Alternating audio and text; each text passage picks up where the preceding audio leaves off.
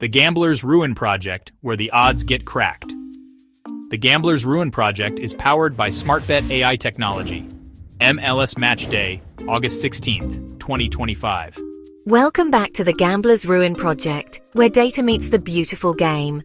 I'm Anna, and tonight's card gives us one match where the models are split, and another where they're all in lockstep. A perfect chance to talk about when to lean into consensus and when to respect the uncertainty. That's right, Anna. Model alignment is rare in football analytics. When Poisson, Random Forest, XGBoost and our ensemble model all start leaning in the same direction, it's worth listening. But let's add a dose of skepticism here. Even perfect-looking data can be ambushed by chaos. Football has a way of humbling the most confident algorithms. All right, first stop tonight. We're heading to the banks of the St. Lawrence, where CF Montreal are getting ready to host DC United at Saputo Stadium. Temperatures in the mid-70s, humidity just enough to keep the grass slick, and a forecast that says no excuses for either side. Yeah, and if you believe in omens, Montreal fans will tell you. Clear skies at Saputo usually mean the home side finds a way. Doesn't matter if it's pretty, doesn't matter if it's ugly. They've built a reputation for late grind wins here. Which is bad timing for DC because their backline's patched together. Montreal, fully fit, no injuries, no suspensions. That's as close to 100% as an MLS side gets in August. Meanwhile, DC are missing Aaron Herrera thanks to a direct red card, which not only takes away a quality right back, but also his set-piece delivery.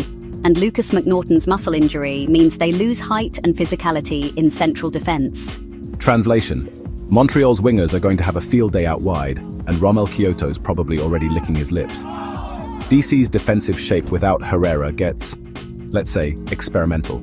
And without McNaughton, they don't have a natural aerial counter to Montreal's bigger forwards. This could matter on corners late in the match, especially because Saputo has been a graveyard for tired visiting defenses. ELO ratings. Montreal have the edge. Enough that home advantage bumps their win probability up another couple of points. Not huge, but in a tight matchup, those are the margins that pay. Now, Poisson regression, the polite math professor in our modeling family, says this one's basically a toss-up. Montreal 1.54 expected goals, DC 1.58. That's decimal dust. A statistical shrug. That's where the other models weigh in. Both Random Forest and XGBoost lean toward Montreal, while the multi-layer perceptron neural net calls it a draw, and Light GBBM tips toward an away win. Our ensemble follows suit. No blowout, but the majority of simulations break in their favor. We ran 10,000 bootstrapped Poisson simulations. Basically, what if the match played out 10,000 slightly different ways? The most common results: 1 draw, 2, 1 Montreal, and 2 DC win, which means even with the home advantage, there's risk.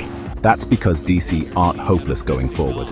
Christian Benteke can still ruin your evening if he gets service, and Taxiarchis Fountas, if he's sharp, can punish high lines. But here's the rub. Without Herrera, that service dries up. The passing lanes get predictable, and Montreal's back three eats predictable for breakfast.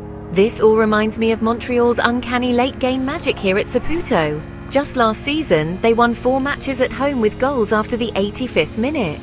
Visitors think they've done the job. Then boom! 1 cross, 1 flick, 1 roar from the crowd, and you're on the plane home with 0 points.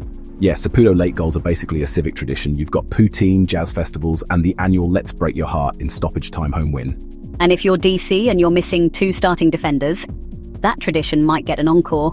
Right now, DC's best chance is to turn this into a midfield slugfest and hope Benteke gets on the end of something. But if they get pulled into a track meet, it's going to get messy. Here's where the numbers point us.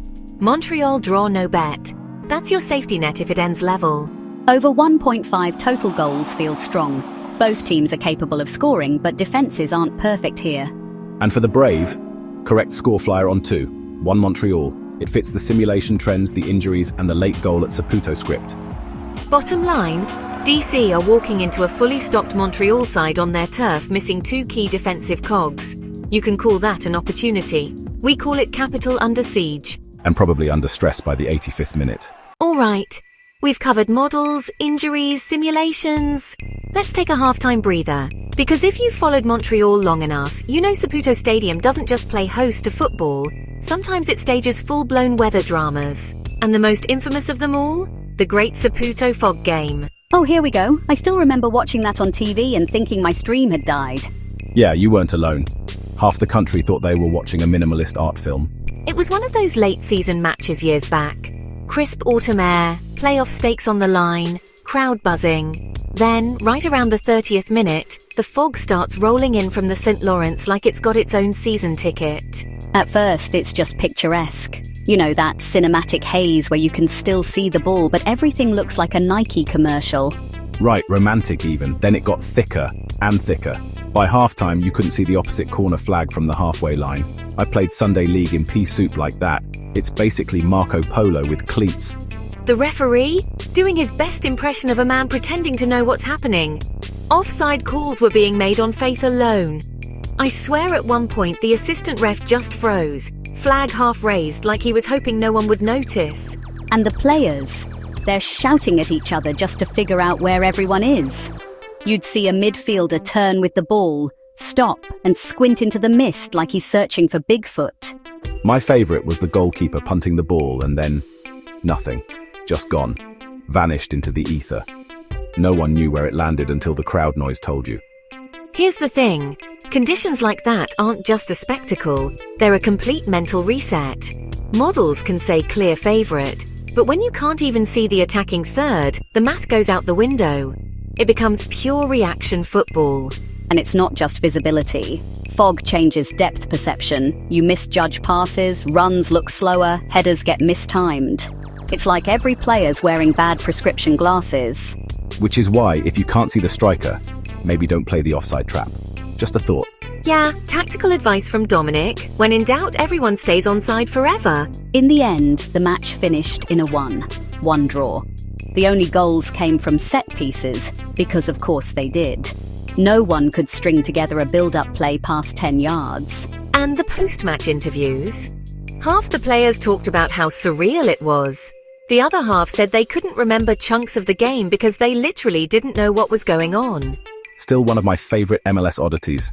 No VR drama, no wild red cards, just nature flexing on football. So, what's the takeaway for us as bettors and data nerds? Simple. The best models in the world can't predict when Mother Nature decides to roleplay Silent Hill on your football pitch. And that's why, no matter how confident the numbers look, always leave a little space for the chaos factor. Because sometimes the only thing standing between you and your winning ticket is a cloud. All right, from the French-Canadian fortress of Saputo, we head southwest to Toronto, where the humidity's high, the skyline's glowing, and the crew are rolling into town looking like they just circled this one in permanent marker. Yeah, and let's be honest, the models are giving this that look. The one where you stop asking who wins and start asking by how much. Careful, that's dangerous talk. That's how people end up betting their lunch money on 4-0 scorelines and spending the second half crying into a hot dog.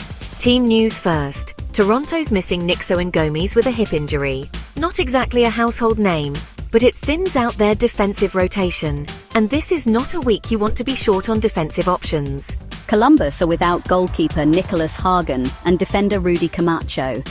Missing a starting keeper always grabs headlines, but crew fans shouldn't panic. Patrick Schultz's been holding his own and the models barely adjust. Yeah, and let's be honest, Toronto's not exactly Bayern Munich up front. Columbus could probably field a traffic cone in goal and still keep their XG conceded under 1.0 here. Let's not give them ideas. ELO says Columbus are the stronger side, and their form's trending up. They've been grinding out wins and scoring in bunches. Toronto, on the other hand, are in that awkward phase where you can't tell if they're rebuilding or just building a better way to lose. Poisson projection has Toronto at 1.38 expected goals, Columbus at 2.04. That's a clear away scoring edge, which in MLS is rare enough to pay attention to. Yeah, away sides don't get that kind of gap unless something's really lopsided. Like, say, a defense that leaks goals on set pieces and can't mark runners in transition. Bootstrap Poisson says the same. Crew win in most simulations, and when Toronto do win, it's usually in the kind of chaotic, high-variance matches the models don't predict often. Here's the part that should get your attention. Poisson says away win. Random Forest says away win. XGBoost, MLP neural net light GBM, all on Columbus. Ensemble model, strong Columbus lean. That's the AI equivalent of the Avengers assembling. No rogue models, no whispers of a draw, just a straight line to 3 points for the crew. And in MLS, when all the models line up like that, you either cash your ticket or you frame it as a cautionary tale. 10,000 simulated matches later, the most common score lines are 1, 2, 1, 3 and 0, 2 for Columbus.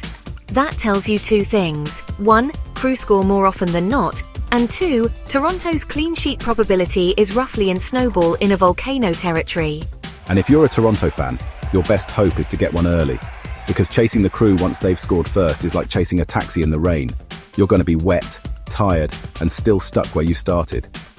You know, speaking of Toronto home matches, this is the perfect time to bring up the infamous kit mishap game from a few seasons ago. Oh no, here we go again. Toronto show up to Gillette Stadium, open the kit bag, and realise they've only brought their red home shirts. Problem: New England's home kits were also red. So what do? They borrow the Revs training kits, blue and white, and end up looking like they're there to hand out Gatorade, not win a match. And naturally they lose, because apparently playing in the opponent's colours is a form of competitive surrender. Which brings us back to tonight. Different opponent, same issue. Toronto keep dressing up like a team that's not going to win. From a betting perspective, this one's straightforward. Columbus to win. Over 1.5 crew goals makes sense too. The models project multiple scoring scenarios where they get there. And if you like the long shot, 1-3 Columbus has that sweet blend of value and plausibility. Plus, it fits Toronto's bad habit of scoring 1 and then politely conceding 3.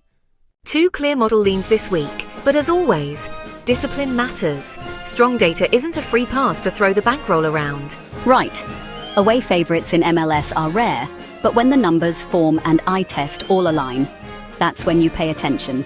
And remember, betting against bad defences is the closest thing to free money in sports, until the day it isn't. So bet smart, stay disciplined and enjoy the matches. And if you're in Toronto, maybe pack your own kit, just in case. Or better yet, pack a defence. Thanks for tuning in to this episode of the Gambler's Ruin Project. Remember, our content is for informational and entertainment purposes only, and all predictions are AI generated. Gambling can be addictive, so please bet responsibly. If you or someone you know needs help with gambling addiction, there are resources that can provide support. In North America, contact the National Problem Gambling Helpline at 1-800-522-4700, available 24/7 for confidential help. In the UK, reach out to Be Gamble Aware at 080888000 and 2133, or visit begambleaware.org for more information and support. Bet smart, bet safe.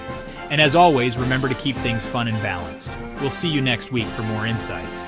Thanks again for joining us. And don't forget to hit subscribe for more AI-driven predictions and pro betting tips every week. Disclaimer, this content is for informational and entertainment purposes only. The predictions and insights provided by the Gambler's Ruin Project, powered by SmartBet AI technology, are generated using statistical models and historical data. These predictions do not guarantee outcomes and should not be considered financial or betting advice. Always gamble responsibly and only wager what you can afford to lose. If you or someone you know is struggling with gambling addiction, seek help from professional support services. Legal notice. This content does not constitute an offer to participate in gambling. The Gambler's Ruin Project does not operate as a bookmaker or betting service and does not encourage gambling. All users are responsible for complying with local laws and regulations regarding sports betting and gambling-related content in their respective jurisdictions. The Gambler's Ruin Project, where the odds get cracked.